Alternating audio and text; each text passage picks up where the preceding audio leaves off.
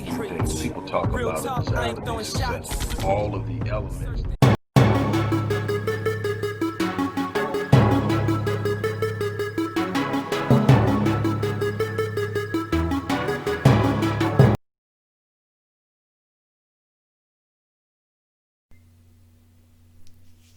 Good morning, everybody. Dr. Rick Wallace dropping in on you. I hope that you guys had a great week. I hope that you're getting your weekend off to a great start. I don't plan on being long, but after a day of really truly going back and forth on the request to address this because I was looking for the relevance in where I'm standing and what's important to me. I don't normally get involved in celebrity gossip. If someone says something that I think needs to be addressed, I will address it. But keeping up with celebrities' personal lives and what goes on is not something I normally put a lot of energy into. People are people, regardless of their status, regardless of their wealth. They do smart stuff, dumb stuff, in the same manner in which the everyday average person who doesn't have their exposure to the public does. They may have access to more resources in which to do either stupid or great and smart stuff, but at the same time, they are still human. I don't get caught up in it, but when there's a teaching moment, I try to grab it. I did, like I say, go back and forth. That's why it's taken me to this morning to actually do it because I'm again going back and forth. If this is something that I'll even want to be involved in.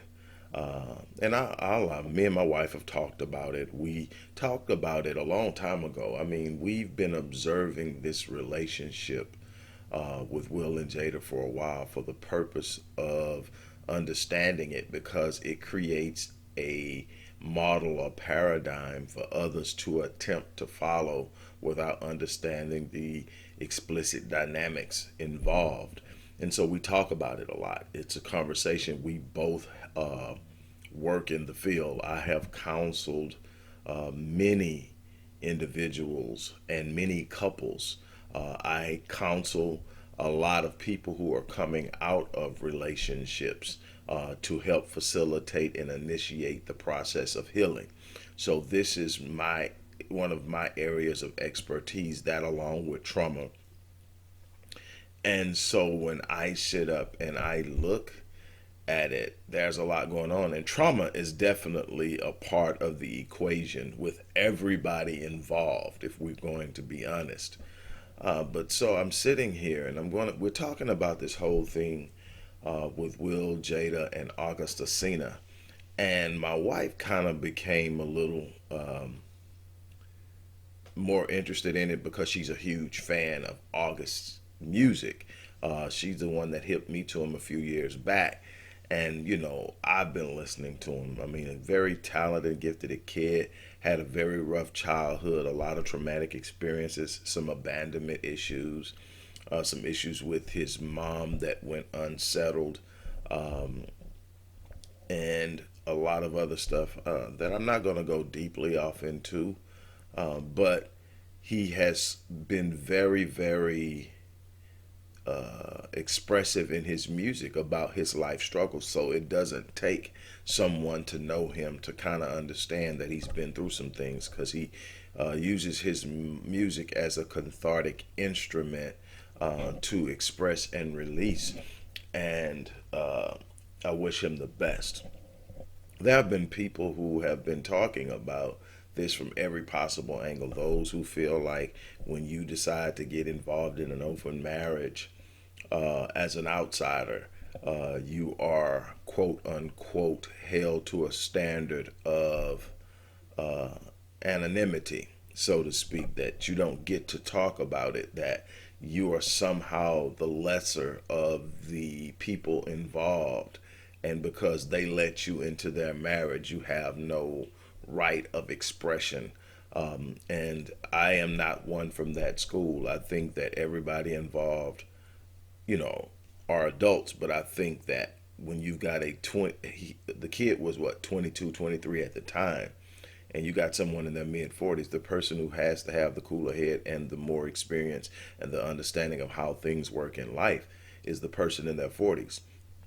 At 20, I tell my kids all the time, at 20, 22, and 23, you don't even know who you are yet. You're still trying to figure that out. And then if you're someone who went through a bunch of trauma early in life, having abandonment issues and a bunch of other things that go along with that, then the way you view life and how you handle relationships will be different than the average person.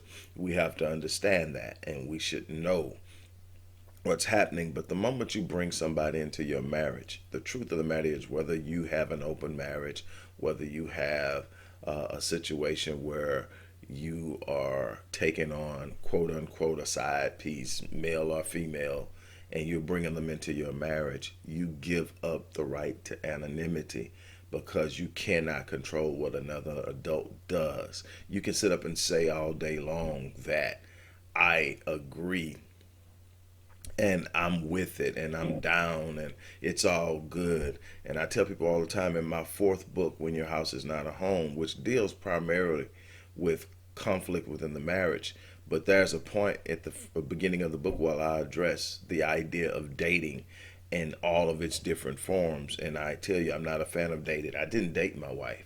I observed my wife for more than a year, and then I made my move.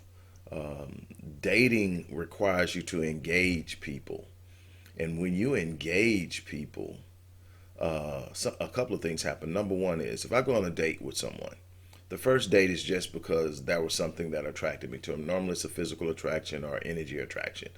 But if we decide to go on a second date, it's more than likely because the first date went okay, or that was such an interest that even though the first date didn't go well, we're still going to give it a benefit of a doubt and try. Once you get to the third date, that means there's something about that person that draws you. That means there's something about that person that has a magnetic effect in some kind of way, spiritually, emotionally, psychologically, physically, whatever it is. And so the more time you spend with the person, the more time that particular draw or magnetic force will pull you in and connect you to that person. We don't even have to get into the mechanism or dynamic of sex. Say there's no sex, but you're dating a person and that magnetic force is pulling you in closer and closer and closer. Well, at a certain time, you're going to be pretty close and connected to that person where they have now become a part of your life force. And so if that person, because there's no obligation in dating, dating is just dating, right? Especially in Western culture. It's not courting, it's not engaging, it's not engaging for the sake of marriage, it's simply dating. We are dating, there are no obligations, we are not in a committed relationship. Here's the problem: after about 3 or 4 months, easily there's a connection, whether you say it's a connection or not, whether you sitting up saying I blaze you, you blaze me, it's nothing else. There's a connection. So now when one of the people decides, you know what, hey, it's been fun, I've had a great time, but I'm out. The other person does not have a right, because they agreed to a non-obligatory relationship, a non-committal relationship. They don't have a right to say anything or pull a card. But we live in a society, truly, that even when you're in an obligated relationship like a marriage, when a person says, I'm done, I'm tired of walking away, the person has very little to hold that person into place, because we live in a world where you are allowed to say, I'm no longer agreeing with my mate. We have irreconcilable differences. And I'm tired, I'm done, I'm moving on. And the court will literally grant you a divorce and send you on your way happily to do that bull crap again. And so we live in that world. But definitely at the level of dating, there's no obligation. You can't sit up and go tell anybody that he cheated on you or she cheated on you or she left you hanging, broke your heart, or none of that, because they're going to tell you, you know what you were getting into, right? So now you've dated this person, you've grown attached to them, and now they're gone. I tell people all the time, here's the worst part about dating, though. That's a bad part. That's the connecting and the breaking away of oneself by being connected to something that you have no right to. That's the first thing. The second thing is this. when you date multiple people, which is the thing going on now. Date as many people as you want to until you find the one you want to be with. Here's the problem: when you date people, you have this force or this dynamic that comes into play because no person is the same. No person has all the same attributes and all the same strengths. So you're dating one person and they're a great conversationist. You date another person and they're highly affectionate and they're highly spiritually intimate. You date another person and the sex is off the chain. You date another person and they love to deal with culture.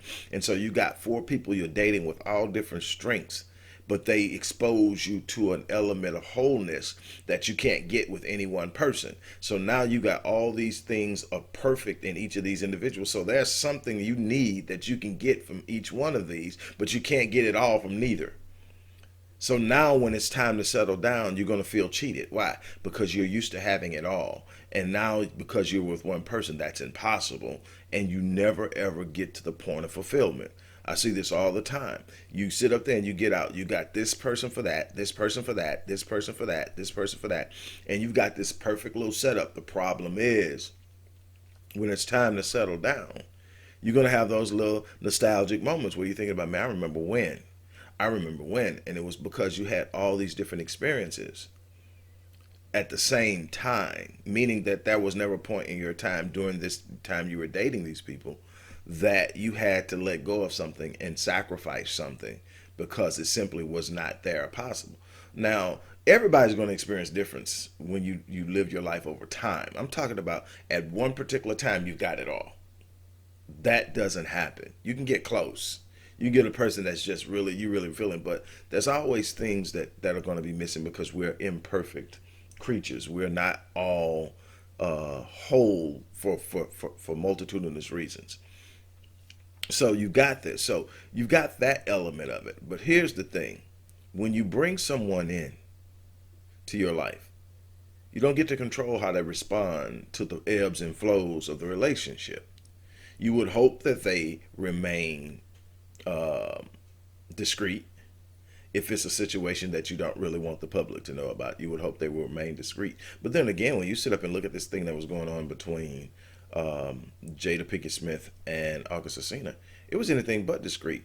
You know, there are photos that's been out there for a while that Marion brought to my attention, where they're talking about being on date night. Now, obviously, they got I forget what they call Jada's mom, some little nickname, but they had her with them, and I'm going like, that dude is not with that 60-year-old woman. He's with Jada, and and so on and so forth. So I mean, it left a lot open to speculation. Now, what I want to talk about is the mental health issues, and why it's so important to enter into relationships whole. See, one of the things that we have a problem with is and I wrote about this in When Your House Is Not a Home. And one of the things we have a problem with is we tend to move into relationships hoping that the person we get with can help heal us. We don't come into the relationship whole and healed and prepared to start anew. We come in broken, and then we look to the person there. We put the onus or the responsibility of healing us on that person. That's unfair, and it puts them in an impossible situation. Now, I said when I met my wife that I would love her back to life. Now, but she had to already have taken on the process and the responsibility of healing herself from all her past traumas.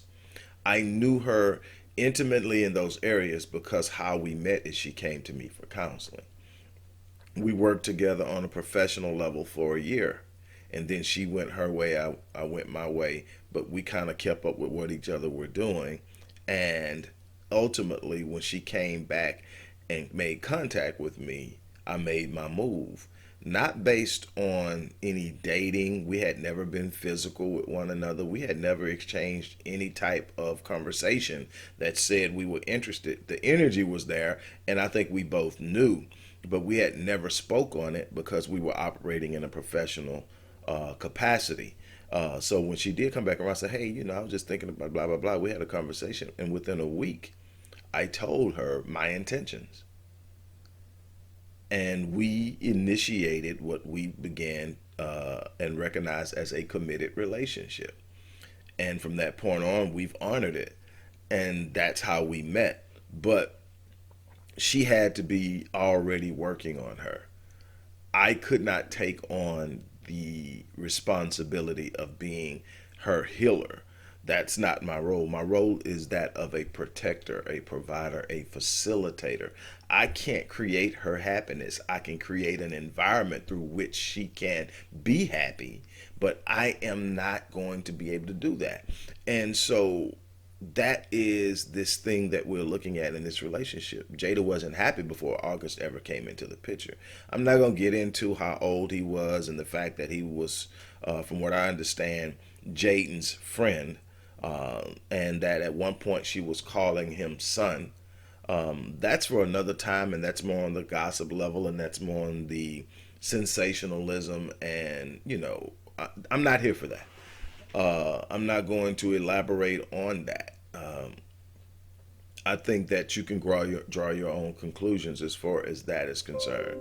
What I'm elaborating on is just how broken she is, and in how she has literally tried to use men to deal with that brokenness, as far back as Tupac, on up through Will, and then with August. And from what I understand, for those of you who haven't gotten the whole thing or haven't watched the Red Table episode with her and Will, it's obvious that Will, who is normally pretty cool and laid back and kind of is hard to read, is really bothered by it.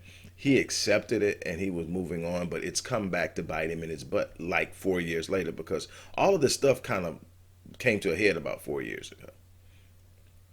And for whatever reason, August Alsina is talking about it now, and there are those who speculate that it's because of the release of his new album, and it's possibly so, but he's released an album since then, before then. So it may just be at a point where he's really struggling with it because of family issues, because of abandonment issues. That role he played in that house, you gotta understand, he was in that house. This isn't some outside dude she's sneaking around with. She's literally hugged up with this dude and family playing, role playing with this dude in the house. I've seen a couple of pictures, and the thing is, to me, while Willow and everybody else seems to be cool with dude, the dude who is his friend, Jaden, seems to be participating, but not very happy. And I could be misreading it, and I could be wrong, but I'm just looking at facial expressions in the photos. But what I am wanting to focus on is mental health and the health that's necessary to have good, strong relationships. And specifically because of where I stand, especially when it comes to black people, because we've been through so many things, we've seen so many things, we've dealt with so many things, so many adverse childhood experiences that have long lasting, highly intensive negative impacts. ACEs, adverse childhood experiences, are any of a number of things that have a negative impact on our emotions and our psychological makeup, psychological development. And they include having your parents break up, going through divorces and separations, having abusive parents who are abusive to one another or abusive to the children, having parents who are absent, having present parents who end up becoming incarcerated, being bullied at school, being molested and raped, and it goes on. These are what's known as adverse childhood experiences. Well, each particular experience, for instance, having a parent breaking up is a point. Being touched, you know, in an inappropriate way is a point. So when you get to 3 to 4 points, now you're talking about long-term adverse impacts on your health, your behavior, and your lifestyle. Someone with 4 points is 12 times more likely to attempt suicide. Someone with 4 points is 3 to 4 times more likely to become obese or develop diabetes, coronary heart disease. These are health conditions that are connected with childhood experiences. And we can go on and on and on. So then if you've got these type of situations, and things going on in your life, which we know for a fact that Jada has. We also know for a fact that August also had these things happen in his life. But with Jada, she is going from point to point to point trying to find quote unquote happiness. That was even a point in time where Will made it public that he let her know that he is not responsible for her happiness and that she needs to prove to him that it's even possible for her to be happy. Now, we understand based off of the most recent revelations about this whole thing with August is that at the time that this went on, Jada and Will had split. That Will had said he was done. He couldn't deal with it anymore for whatever reason. They didn't get into it, or at least a segment that I saw didn't talk about the specifics, but obviously it was serious enough for him to say that, hey, I am not dealing with this anymore. I'm done. And so it was during this time that Will's still around, but they're not together, quote unquote. And she's messing around with August.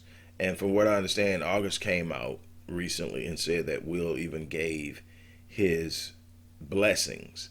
And I think that's the way he put it. And they're saying that that never happened overtly or explicitly, but they did admit they can see how August would say that or feel that way because Will never had anything negative to say and never objected. Now we know that Will had an issue with it, but just never spoke on it and sort of kind of just consumed it, and eventually they end up getting back together. They deal with it and they keep moving. But again, first and foremost, we've got to be careful how we enter into relationships. I say this all the time. I teach this. I counsel it. I have written about it. You come into relationships and you've got to, first of all, be whole. Relationships are not meant to complete you. They are meant to enhance your possibilities, your capacity, your level, but never to heal you or to complete you or to help define you. You should have a sense of who you are before you enter into the relationship. Why? Because the relationship shouldn't be one-sided. It shouldn't be simply about what you want. It should also be about what you're bringing to the table. What do you have to offer? How are you enhancing the life of the person on the other side of the relationship? And that is absolutely necessary to have a healthy relationship. There has to be balance. There has to be mutual commitment. There has to be mutual responsibility. And when one person is coming in and saying, fix me, then you have a problem. Because number one is healing is something that begins within. It is an internal reality. It is an internal transformation. It is something that you initiate, facilitate, and see through. Now, people will play roles in it, but nobody is responsible for it but you. And that is something that I see with Jada that has gone for years, where she's looking to everything outside of herself to fix what's on the inside. And in the process, she's hurting people. And that is something that we cannot afford to do. We need to be healing. And that's why I speak so much on emotional and mental health. Is because we are talking about the fragility of black male and female relationships, but we're not talking about how these relationships are being broken and how the divide is being exacerbated because we've got a lot of broken people trying to enter into relationships being broken. And when you're broken, you tend to attract other broken people. And you come in with all this dysfunction, and then you normalize dysfunction. And then you have the audacity to double down on the dysfunction by procreating and bringing your progeny into the mix. Now you have offspring who are born into dysfunction, born into emotional paralysis, born into traumatic realities, born into a whole bubble of ineptness and when it comes to having and really facilitating and nurturing a relationship. So you got all of this going on. Nobody knows how to literally facilitate and nurture relationships. So no relationship building, just relationship having. I have a relationship, but I didn't build it. I kind of fell into it and I'm taking it for what it's worth. And then when it falls apart, I just keep moving on and I take all that dysfunction and that baggage from that relationship to the next relationship, never having healed, never having actually allowed myself to mend, allowed myself to develop, actually taken the bumps and the bruises and the scars from that past relationship and allowed them to become something that actually made me stronger, made me wiser, made me more confident in myself. But I move in and said, okay, this time it's going to be this person and this person's going to fix it. So you've got this ongoing codependency and it doesn't work for you. And you create all of this trail of destruction and trauma. It's just another way that we precipitate multi-generational transmission of trauma, something I've written on comprehensively, something I've spoken on and done research on comprehensively. It's just another way that we pass down trauma. We've got to stop it. The idea that somehow because somebody has more zeros in their bank account or that the world looks up at them because of their status, that they don't have the same issues and the same challenges that every other person has is ridiculous. They go through the same things, and many times because they are wrestling with different dynamics that the average person doesn't, they have more complex issues to deal with than the average person. And it takes a very strong person. It takes a person who is completely aware of who they are. You cannot enter into relationships with an identity crisis. It's going to rip you apart. It's going to have you in places doing things that you would not normally do. It's going to have you in places behaving in ways you wouldn't normally behave. You have to know who you are, because who you are would define your decisions. It would define your movements. It would define your behaviors and your habits. And your habits are going to be ultimately the productive tool that produces your life. Your life is the result of your consistent habits. And we are dealing with times and situations in which people are simply coming together because we're physically attractive, because we're sexually attractive, because we are financially drawn into situations that do not produce healthy mentalities, healthy mindsets, and it's going to destroy us. We have to be more wise. We have to be willing to seek help.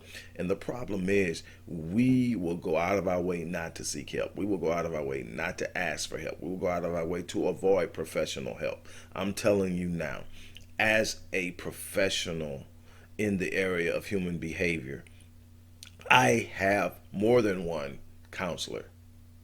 I have more than one life coach. Yes, I consider myself to be one of the best, but it's hard looking at stuff from being in close to it.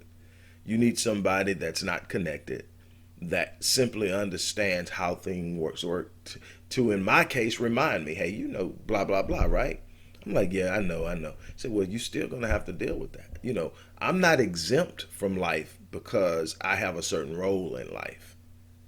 And people have to understand that. And I found that many of my colleagues are some of the worst at following their own advice. And so we are in a place where that's a cautionary tale. The whole Will, Jada, August, Alsina thing is a cautionary tale. There are going to be a lot of jokes floating around, it seems, for a while, about being in an entanglement, because during the the red table discussion between Will and Jada, when they were trying to clear the air and answer some of the things that had come up in the recent weeks, she initially referred to her relationship with August as an entanglement, a different kind of entanglement, and Will made sure to clarify that and check it. He said, no, let's call it what it is, a relationship. And he was obviously, during this, bothered. And I'm being very conservative in my assessment of what I observed with him. Some could easily say hurt. Um, and, there's the other side of this that a lot of people are talking about, the fact that despite all of that, they're still together. Something that they kind of ended that particular segment. I don't know how long the whole segment went, but what I particularly saw wasn't that long, maybe 10 minutes. But how they ended that segment was with a fist bump that says, "We ride together, we die together, bad marriage for life." And I'm a firm believer that you speak things into existence. And I don't think that I would ever refer to my marriage to Marion as a bad marriage. We may be having bad times, but I wouldn't refer to it as a bad marriage. And I definitely would not say bad marriage for life. Are there going to be challenges throughout life? Absolutely. There are going to be challenges. You're going to have to be willing to face those challenges head on and be committed to sustaining and keeping your marriage together. It's that simple. It's nothing easy about marriage. Now, my thing is, we really and truly need to be able to be honest with ourselves when we enter into relationships. It wasn't an entanglement, it was a relationship. Was it a wise move? Was it something that, could have been sustained? Was everyone's feelings considered? Obviously not, because we're seeing the backlash or the repercussions of what came out of that, which says that it wasn't as well thought out as maybe initially thought. And that happens a lot. We're human, we make mistakes. But what I want to encourage everybody to do here is to really and truly look at self first. I spent a lot of time preparing for my wife. I had failed at marriage and, a couple of serious relationships on top of that. And I decided that I didn't want to fail at marriage again. And so there is a 12, 13, 14-year period where I'm not even considering it. Not that I didn't want to be. I'm actually literally every day putting it in the atmosphere. I'm every day praying about it. I'm every day meditating on it.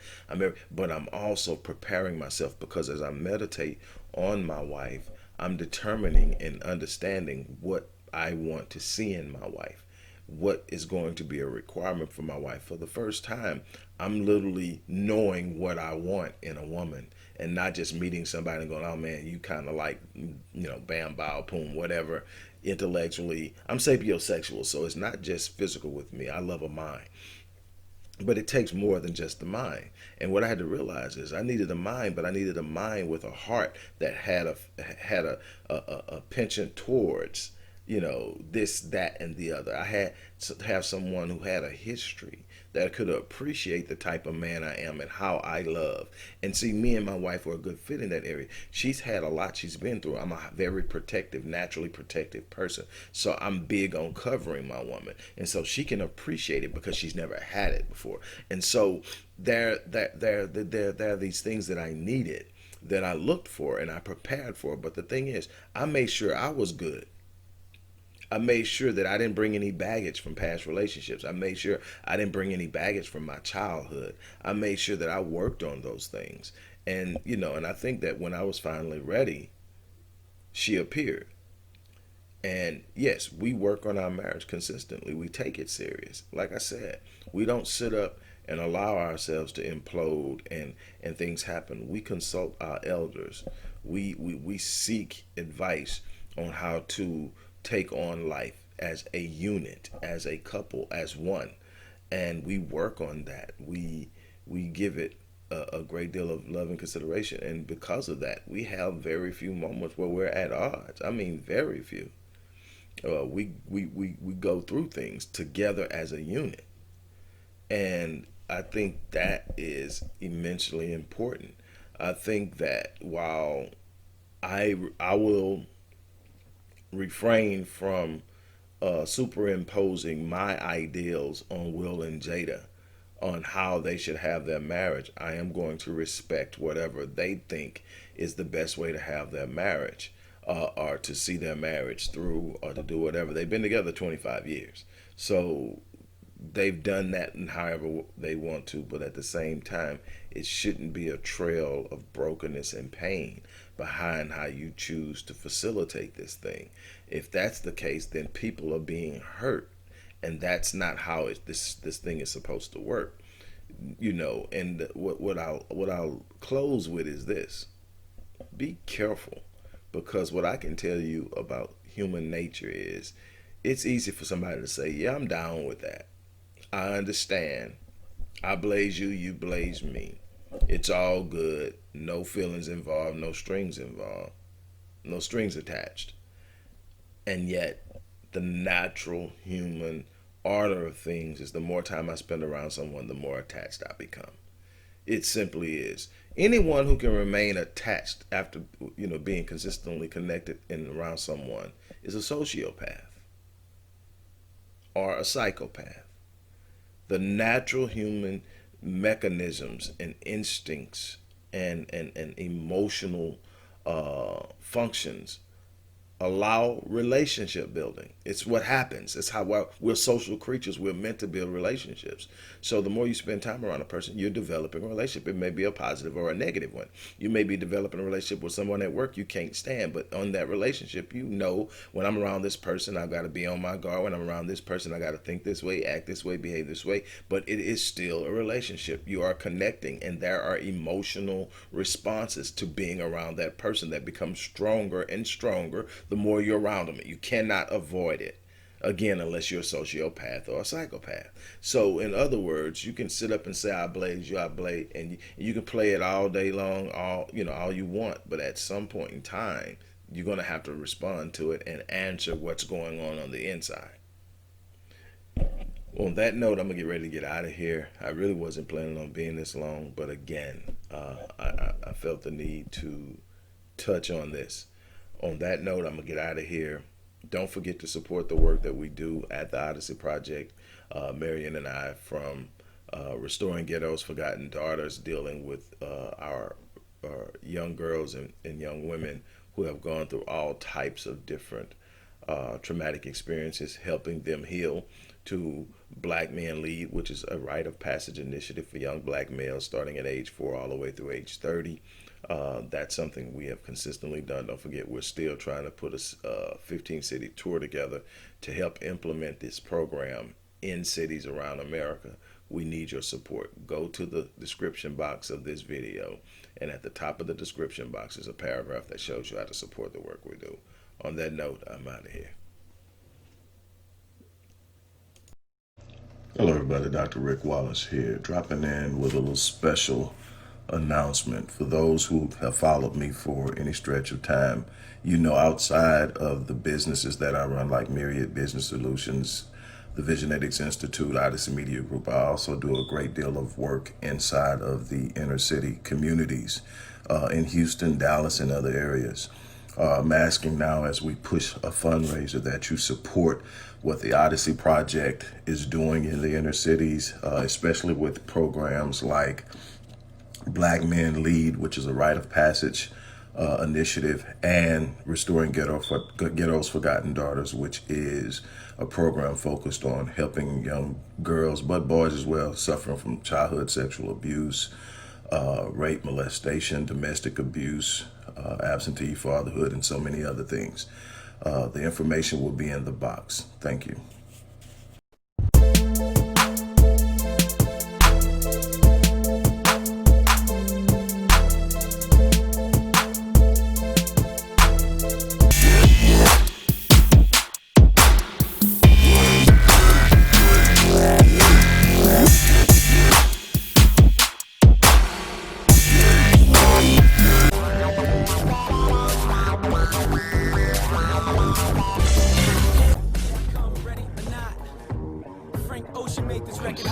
From a conceptual perspective, people talk about it this afternoon is that all of the elements